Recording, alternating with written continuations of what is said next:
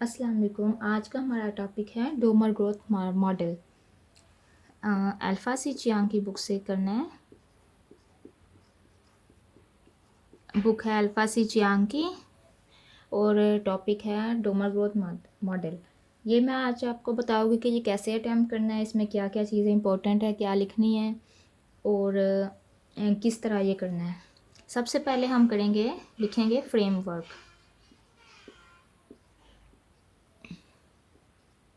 इसका फ्रेमवर्क है, सबसे पहले आपने लिखना है the basic premises of the basic premises of Domer growth model are as under। Domar growth model के बेसिक प्रीमिसेस क्या है, मतलब इसकी बेसिक रिक्वायरमेंट्स क्या है। Any change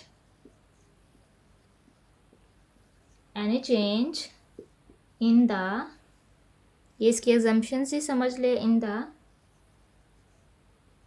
rate of investment, any change in the rate of investment flow per year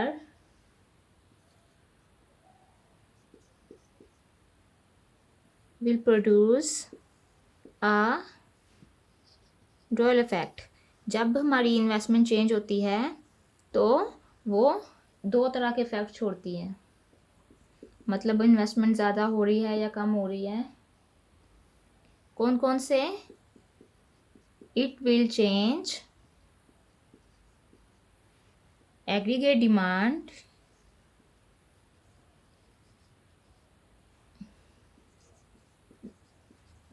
as well as the production.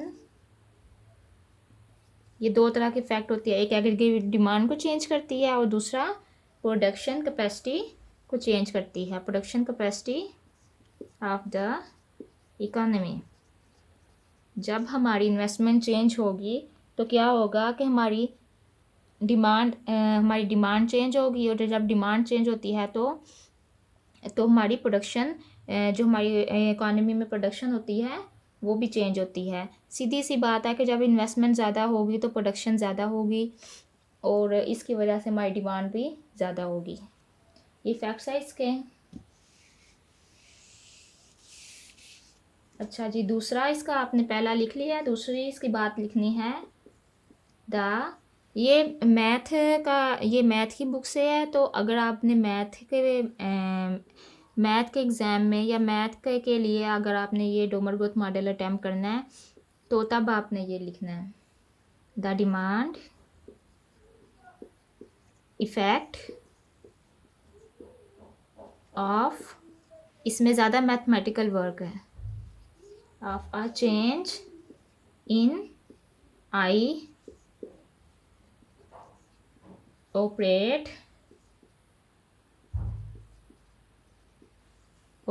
through multiplier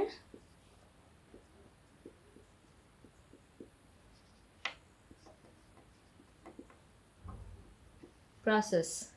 The demand effect of a change in I mean investment। ये आई investment का investment की जब demand effect change होती है तो operate through multiplier process, तो multiplier process के through ये ऑपरेट होता है। इसका मैथमेटिकल इक्वेशन है dy is equal to K D I T, dy is equal to K D I T. अब क्या करना है कि आई टी का हमने डेरिवेटिव ले लेना है, डी वाई का भी ले लेना, D Y over D T. ये आई टी के हिसाब से हमने डेरिवेटिव लेना है, तो क्या आएगा D Y over D T is equal to K D I T over D T. ये इसका डेरिवेटिव लिया।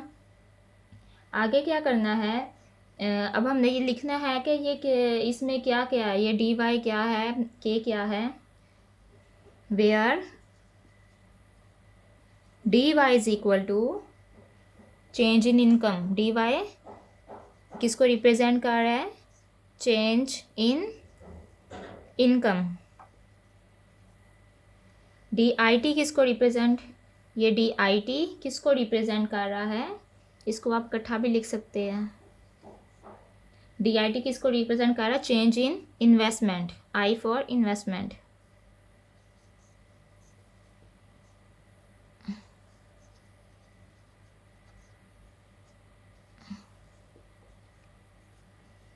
चेंज इन इन्वेस्टमेंट। और ये जो के है ये मल्टीप्लायर, ये आपका मल्टीप्लायर है। हमने ये क्या लिखा था कि चेंज इन आई, इन्वेस्टमेंट में जो चेंज हो रहा है उसको हम मल्टीप्लायर प्रोसेस के थ्रू ऑपरेट कर रहे हैं, तो ये के मल्टीप्लायर इफेक्ट है। Multiplier K is equal to multiplier. अब इसमें D Y over D T, D Y over D Y तो हमने लिख लिया change in income, total D Y over D T क्या है, rate of change in actual income. इस सारे को rate of change in actual income बोलेंगे, D Y over D T rate of change in actual income. और इसमें के किसके इक्वल है, के इक्वल है 1/s के। ठीक है, आप इधर के की जगह पे 1/s भी लिख सकते हैं, D I T over D T, इस तरह अब आपने लिखना के इज इक्वल टू 1/s। अच्छा जी, ये दूसरी प्रीमिसेस हो गई। अब हम तीसरी के बारे में बात करते हैं। पहली मैंने आपको लिखवा दी है, आपने इसी तरह ही नोट करना है जैसे लिख रहे हैं। तीसरी है द कैपेसिटी। पहले हमने डिमांड इफेक्ट के बारे में बात की। पहले में था कि रेट ऑफ इन्वेस्टमेंट किन दो चीज़ों पे है, एक पहली एग्रीगेट डिमांड और दूसरा कैपेसिटी ऑफ द इकॉनमी। तो एग्रीगेट डिमांड के बारे में मैंने दूसरी लिख दी, अब मैं तीसरी कैपेसिटी के बारे में लिख रही हूँ। कैपेसिटी की इक्वेशन आप लिखनी है, डिमांड की हमने लिख ली है। The capacity effect of investment is to be measured by a change in the rate of potential output.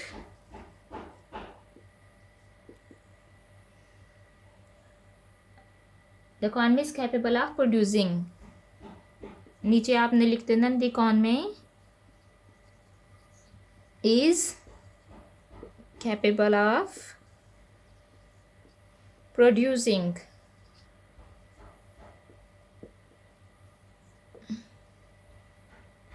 अच्छा जी, पहली बात ये थी कि change in the rate of investment flow per year will produce a double effect. जब investment में change आता है तो दो चीज़ें छोड़ता है वो, एक एग्रीगेट डिमांड चेंज होता है, दूसरा capacity of the economy change होती है। एग्रीगेट डिमांड के बारे में दूसरे नंबर पे मैंने आपको बता दिया था, उसकी इक्वेशन भी लिख ली। अब कैपेसिटी इफेक्ट के बारे में बताने लगी हूँ, इसकी इक्वेशन लिखने दे। The capacity effect of investment is to measured by a change in the capacity effect potential output के रेट से कैसे मेजर होता है। पोटेंशियल आउटपुट का जो रेट है वो जब चेंज होता है तो कैपेसिटी मेजर होता है। इसकी इक्वेशन है कैपा, इसको कैपा कहना है, इज इक्वल टू रो, ये रो है, के टी। ठीक है, अज्यूमिंग का ये कैपा, ये अगर आपने अब इसके बारे में लिखना है, ये क्या है, के A double P A kappa. और इसको क्या कहना है हमने, RHO रो। ठीक है, ये इसकी इक्वेशन है। आगे इसको मज़ीद लिखते हैं,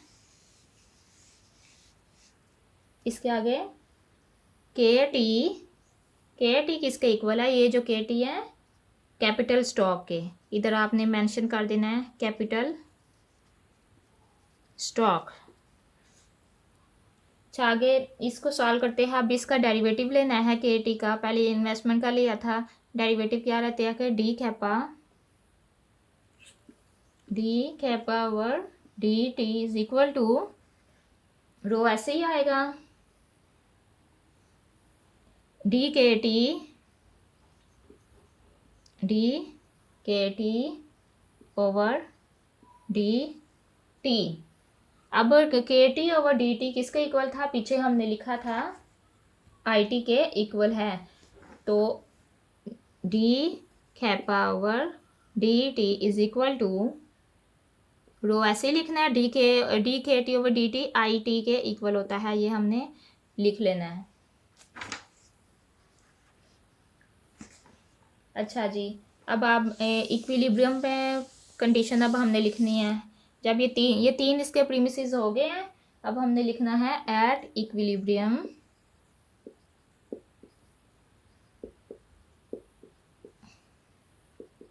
D Y over D T is equal to D kappa over D T. आप नंबर 2 वाले में देखेंगे, नंबर 2 वाले में D Y over D T किसके इक्वल आया था? रो आई टी के इक्वल था, और कैपा ओवर टी भी इसी के इक्वल है। तो हमने ये दोनों फिर दूसरा पॉइंट और तीसरा पॉइंट दोनों आपस में इक्वल हो गया। अब आगे को हमने देखना है कि what kind of time path. अब आगे ये क्वेश्चन आएगा, what kind of time path of I means investment. What kind of time path of I satisfy this condition? ये वाली जो कंडीशन है, इस कंडीशन को कौन सा इन्वेस्टमेंट का कौन सा टाइम पाथ सेटिस्फाई कर रहा है? ये जो कंडीशन अब हमने इक्विलिब्रियम में लाई है दूसरा तीसरा पॉइंट का, अब उसके बारे में हमने बताना है किस कंडीशन पे आके इन्वेस्टमेंट सेटिस्फाई हो जाती है। अब हमने क्या लिखना है? Putting the value of D Y and D T. अच्छा दूसरे पहले पॉइंट में क्या था, मैं इधर वैल्यूज़ आपको लिख देती हूँ। ये जो है इसकी वैल्यूज़ लिख देती हूँ, इसकी वैल्यू दूसरे पॉइंट पे आई, इसकी वैल्यू तीसरे पॉइंट पे आई, तो इन दोनों की वैल्यूज़ मैं लिखने लगी। क्या आई थी? D Y over D T किसके इक्वल है? 1/s D I T over D T. और तीसरे पॉइंट में ये वाला पॉइंट है D kappa over D T, इसकी वैल्यू किसके इक्वल है? Rho I T. चले जी, ये वैल्यू आ गई। अब हमने क्या करना है कि इस इक्विलिब्रियम कंडीशन में इनकी वैल्यूज़ लगा देनी है। इस क्वेश्चन के बाद हमने इस क्वेश्चन को कैसे एक्सप्लेन करना है? What kind of time path of I satisfy this condition. हमने इक्विलिब्रियम कंडीशन लिखनी है पहले, D Y over D T is equal to D kappa over D T. अब इसके अंदर ये वाली वैल्यूज़ लगा देनी है। ये किसके इक्वल है? D Y over D T 1/s is equal D I T over D T is equal to D kappa D T, rho I T के इक्वल है रो आई टी। चलो जी, इक्विलिब्रियम कंडीशन में मैंने values भी लगा दी हैं। अब इस वैल्यूज़ के आगे इनको सॉल्व करते हैं। अब हमने क्या करना है, इनको सॉल्व करने के लिए इग्नोरिंग द टाइम फैक्टर, हमने इग्नोर कर देना। टाइम फैक्टर मीन्स ये जो टी है इसको इग्नोर कर देना है, इसमें आई टी है तो ये टी को इग्नोर कर लेना है। हम इधर लिखेंगे इग्नोरिंग टाइम फैक्टर, तो 1/s ये बन जाएगा। टी को इग्नोर करना है तो डी आई बन जाएगा over D T is equal to, इसमें भी टी को इग्नोर करना है तो खाली रो आई बन जाएगा। चले, जितना हो गया। आगे क्या करना है कि हमने ये जो आई है इसको डी आई के नीचे ले आना है, और डी टी को हम उठा के उधर उधर ले जाएंगे, इसको भी उठा के हम उधर ले जाएंगे। हमारा क्वेश्चन क्या था कि what kind of time path of I, तो आई मतलब इन्वेस्टमेंट, तो फिर डी आई इधर रहेगा, ये आई भी इधर रहेगा, मतलब आई वाली सारी फॉर्म्स इधर ले आएगी, क्योंकि हमने आई निकालना है, हमें आई की ज़रूरत है, इन्वेस्टमेंट की ज़रूरत है। डी आई ओवर आई, इसको इधर ले आए तो ये नीचे आ गया, रो इधर ही रहेगा, ये डी टी उधर चला जाएगा, और इसमें 1/s इधर है तो 1/s उधर चला जाएगा, तो ऐसे हो जाएगा खाली एस। अब क्या करना है कि हमने इंटीग्रेटिंग बोथ साइड्स, दोनों साइड्स की इंटीग्रेशन करनी है। इंटीग्रेटिंग बोथ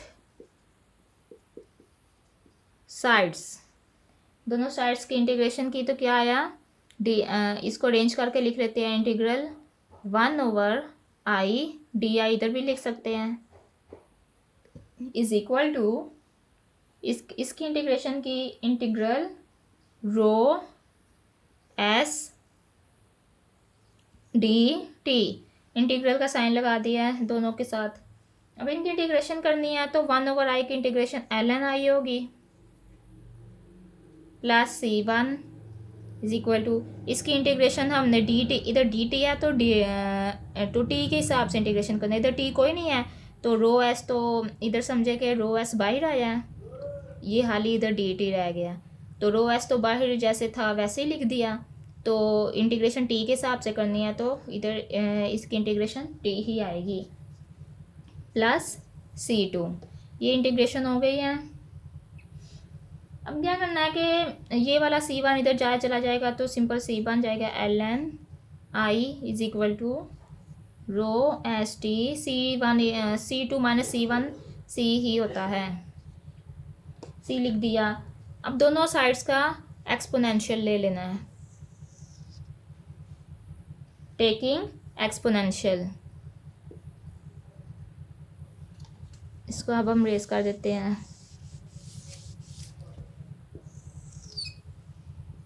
टेकिंग एक्सपोनेंशियल, दोनों साइड का एक्सपोनेंशियल लेना है, ई लिखा, ई के ऊपर ये दोनों इनकी पावर लिख लेनी, ln i को इसकी पावर में लिख देना, ln i बराबर है ई और रो एस टी ऊपर लिख लेना है, प्लस सी, एक्सपोनेंशियल इस तरह लेते हैं, ई लिख के तो ये इस साइड्स की भी इसकी पावर में ले जाते हैं, इसको भी इसकी पावर में ले जाना है, तो ln और ई आपस में कट जाते हैं, ई और ln और ई आपस में कट जाएंगे, तो ये आ जाएगा इधर simple i is equal to e rho S t, और इसको लदा कर लेते हैं, ये सारी इसकी पावर है ना, तो इसकी पावर ये लदा कर ली और सी की पावर लदा कर ली, तो ये क्या आ जाएगा, i is equal to e rho S t ऐसे ही आएगा, और ई सी ए के इक्वल होता है, ई सी इज इक्वल टू ए, तो इधर ए लिख देंगे, ठीक हो गया। अब पहले हमने टाइम फैक्टर इग्नोर किया था इसकी इंटीग्रेशन करने के लिए, अब टाइम फैक्टर को हम ऐड कर देंगे, एडिंग टाइम फैक्टर, ये टी टाइम फैक्टर को शो कर रहा है, तो इधर आई टी के साथ भी टाइम फैक्टर कर देंगे, और ओ टाइम फैक्टर कहीं भी नहीं हो सकता, ई रो एस टी ए, ठीक हो गया। इसको मैं नाम दे देती हूँ इक्वेशन, चलिए इक्वेशन रहने दें, अच्छा ये टाइम फैक्टर इतना हो गया तो इसको मैं इक्वेशन 1 का नाम दे देती हूँ। अब क्या करना है कि ये टी की जगह पे हमने ज़ीरो लगाना है, आपने कहना है when t is equal to zero, तो इधर ज़ीरो लगाया, आई टी की जगह पे ज़ीरो आ गया, इधर भी टी की जगह पे ज़ीरो आ गया, ई रो एस ज़ीरो ए, तो ज़ीरो इधर आया तो सारा ही ज़ीरो हो जाएगा, ये बन जाएगा ई नॉट बन जाएगा, ये ई की पावर ज़ीरो बन जाएगी, क्योंकि ई की पावर ज़ीरो 1 के इक्वल होता है, तो 1, तो ये सारा 1 हो जाएगा, ये वाला सारा, तो इधर खाली रह जाएगा A, A is equal to I not, ये आया। अब इसको हमने A is equal to I not को इस इक्वेशन में लगाना है, तो ये इक्वेशन ए की जगह पे आई नॉट लगा देंगे, तो ये बन जाएगी I T is equal to I not E rho S T. ये बन जाएगी equation I T is equal to I not, A की जगह पे आई नॉट लग गया, ई ये वाला equation E rho S T. आपने लिखना है कि putting the value of A into equation 1, तो ये इस तरह आ जाएगा। अच्छा जी, ये हो गया। तो ऊपर in order to maintain the balance, चलो जी इतना ही आपका क्वेश्चन था। तो अब इसको डायग्राम भी इसको अगर बनानी है तो इसको मैथमेटिकल मैंने आपका कर दिया। अगर कोई आपको क्वेश्चन दे के Domar growth model, explain the Domar growth model mathematically and diagrammatically, ये क्वेश्चन है, तो ये उसके लिए अटैम्प्ट हो जाएगा। ये मैंने कर दिया है मैथमेटिकली और डायग्रामेटिकली। ऐसे करते हैं कि इस इक्वेशन को अब हमने डायग्राम में करना है, तो ये कैसे करेंगे, ये आई टी, सॉरी डायग्राम में आपको थोड़ी बड़ी बना के देती हूँ। ये हमारी इक्वेशन मेन आई है डोमर ग्रोथ मॉडल की। कोई आपसे पूछे डोमर ग्रोथ मॉडल की इक्वेशन लिख के बताएं, ये आपने लिखनी है I T is equal to I not E rho S t. अच्छा जी, कि अब ये जो वाला जो आई टी है इसको इधर हम लेके आएंगे, ये जो रो एस टी है इसको हम रो एस टी नहीं टी टाइम फैक्टर को इधर लिखेंगे, ठीक है। अब ये वाली सारी का अब हमने वो बना देना है, कर्व बनाना है, ये ऊपर को जाएगा ऐसे, ये आई नॉट इधर, ई रो एस टी इधर, डायग्रामेटिकली ऐसे बननी है। इधर आप नीचे इसकी इक्वेशन अगेन लिख दे, I T is equal to I not E rho S T, ठीक है। अच्छा, इसमें रो एस क्या है, रो एस इसमें required growth rate of investment है। इसमें जो हमें ग्रोथ ऑफ इन्वेस्टमेंट चाहिए होता है वो रो एस को शो कर रहा होता है। आप इधर मज़ीद लिख सकते हैं कि rho S is equal to required growth, हमें जो इन्वेस्टमेंट का अलग ग्रोथ रेट चाहिए होता है वो रो एस को शो करता है। इधर रेट लिखना है required growth rate of investment, ठीक है, to get growth rate of national income, national income. ये रो एस का मैंने आपको बता दिया कि किस चीज़ को शो करता है, required growth rate of investment. Investment का जो हमें ग्रोथ रेट हमें रिक्वायर्ड होता है, हमें चाहिए होता है, ये रो एस उसको शो करता है। तो इसलिए हमें ये सारे मॉडल में इसकी ज़रूरत पड़ती है। चले जी, अगर आप इसमें आपने मज़ीद रेजर एज वाला टॉपिक ऐड करना है, डायग्रामेटिकली और मैथमेटिकली हो गया है, the razor edge, the razor edge, ये आपने मज़ीद इसमें ऐड करना है।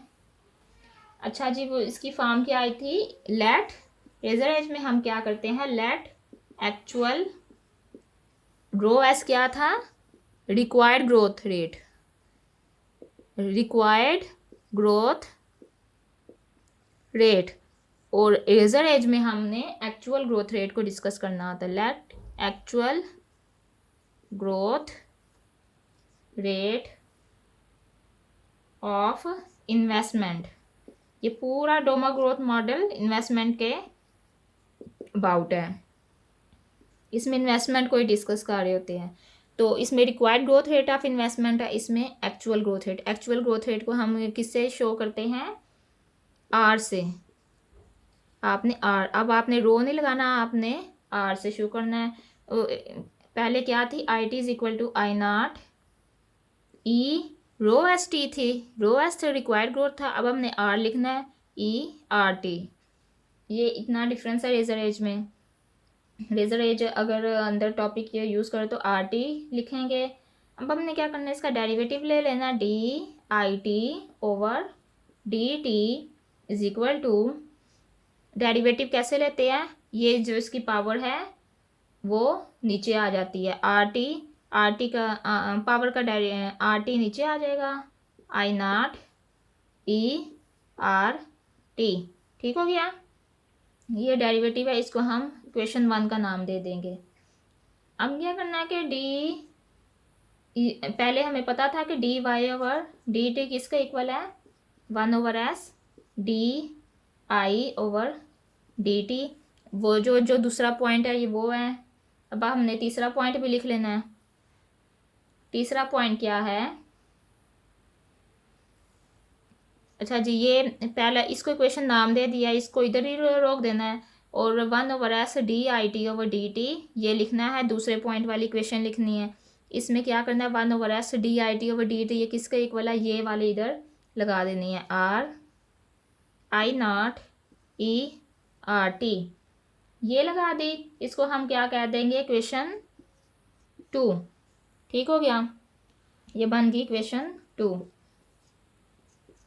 DIT वाली भी इक्वेशन हमारे पास आ गई है, DY ओवर DT की भी आ गई। अब हम D खैपा ओवर DT की भी इक्वेशन हमें ले आनी है। D kappa over DT is equal to, वो क्या था, खैपा किसके इक्वल था, रो IT के इक्वल था। तो IT अब हमने देखना है कि IT किसको इक्वल है, ये IT की वैल्यू इधर हमने लगा देनी है, I0 ERT।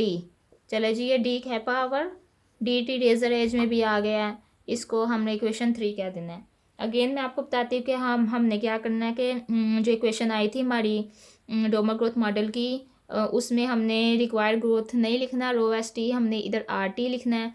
जब ये लिख रहे हैं इक्वेशन तो इसका हमने डेरिवेटिव लेना, DIT over DT is equal to, ये पावर में R, पावर का R नीचे आ जाएगा, IT ERT, ये टोटल इसका डेरिवेटिव आ गया, इसको इक्वेशन 1 कहना है।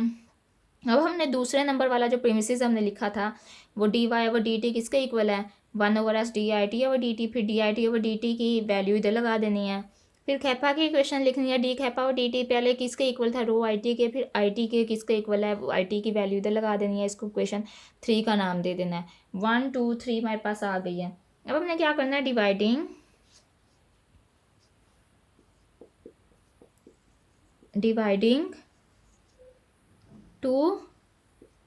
टू मतलब इक्वेशन 2 बाय 3, इक्वेशन 2 और 3 दोनों को डिवाइड कर देना है। इक्वेशन 2 को ऊपर लिखना है, DY over DT divided by equation 3 D kappa over DT is equal to, अच्छा इसकी इज इक्वल टू ये क्या, 1/s I0 ERT ये आया। अब divide by D kappa over DT किसके इक्वल है, रो I0 ERT। अब इसमें देखिए I0 ERT दोनों कट जाएंगे। ठीक हो गया, तो हाली क्या रह जाएगा, ये 1/s है तो इसको ऐसे भी लिख सकते हैं, 1 ऊपर ही रहेगा तो ऐसे इधर इसके साथ आ जाएगा। चलिए अब मैं इधर लिखती हूँ, DY over DT D kappa over DT is equal to, ये बन जाएगा R और 1/s, S इसके साथ नीचे आ जाएगा, S हम इसको लिख सकते हैं रो S, नीचे रो और S इसके साथ आ गया, रो S ये वाली ये हमारे पास आ गई है रेजर एज। ठीक है, बस रेजर एज इधर तक ही है। आगे हम लिखेंगे इफ़ ये R, अगर ऊपर वाला R ग्रेटर देन रो S, अगर रो S से बड़ा है तो ये वाला DY ग्रेटर है तो DY ओवर DT भी ग्रेटर होगा इससे, जब ये इससे ग्रेटर है तो ये भी इसको ग्रेटर होगा, greater D kappa over dt, ठीक है। जब ये ग्रेटर होगा तो there is shortage of capacity, there is shortage of capacity. तो कैपेसिटी की हमारे पास शॉर्टेज हो जाएगी। हमारा ये कैपेसिटी वाला तीसरा प्रीमिसिस था। ये डी वाई और डी टी दूसरा प्रीमिसिस है, जिसमें क्या था का demand effect of a change in I operate through multiply process. और ये डी कैपा व डी सी तीसरा प्रीमिसिस है, जिसमें द कैपेसिटी इफेक्ट के बारे में बताया गया है। तो अगर ये डिमांड इफेक्ट कैपेसिटी इफेक्ट से ज़्यादा है तो there is a shortage of capacity. देखे जब किसी चीज़ के हमने कोई इन्वेस्टमेंट की है, हमारी ये डिमांड हमारे पास ज़्यादा हो गई है, लोगों ने डिमांड करना ज़्यादा कर दी है, लेकिन कैपेसिटी हमारे पास इतनी नहीं है। तो ये डिमांड ज़्यादा हो गई है कैपेसिटी से, तो शॉर्टेज ऑफ कैपेसिटी की हमारे पास शॉर्टेज होगी। और अगर ये rho R less than rho S, मतलब D Y over D T less than D kappa over D T, मतलब अगर हमारे पास डिमांड कम है लेकिन हमारे कैपेसिटी ज़्यादा है, हमने चीज़ें ज़्यादा प्रोड्यूस करने की कैपेसिटी है, लेकिन डिमांड हमारी इतनी नहीं है, लोग इतने खरीद नहीं रहे, तो क्या हो जाएगा, there is surplus of capacity, there is surplus of, इसको हम कहेंगे सरप्लस ऑफ कैपेसिटी, ठीक है। तो ये सारा मैथमेटिकल वर्क है। मैथमेटिक्स में अगर ये डोमर-बोथ मॉडल का क्वेश्चन आता है तब आपने ये अटैम्प्ट करना है। तो अब एंड पे ये लाइन लिखेंगे that is why it is called razor edge, ठीक है। ये रेजर एज, ये सारा रेजर एज है, that is why it is called razor edge, ठीक है। चले जी, आज के लेक्चर में हमने डोमर ग्रोथ मॉडल किया। कल मैं अगली एक्सरसाइज 14.6 के साथ आऊँगी, आप अगली वीडियोस देख लें। अल्लाह हाफिज़।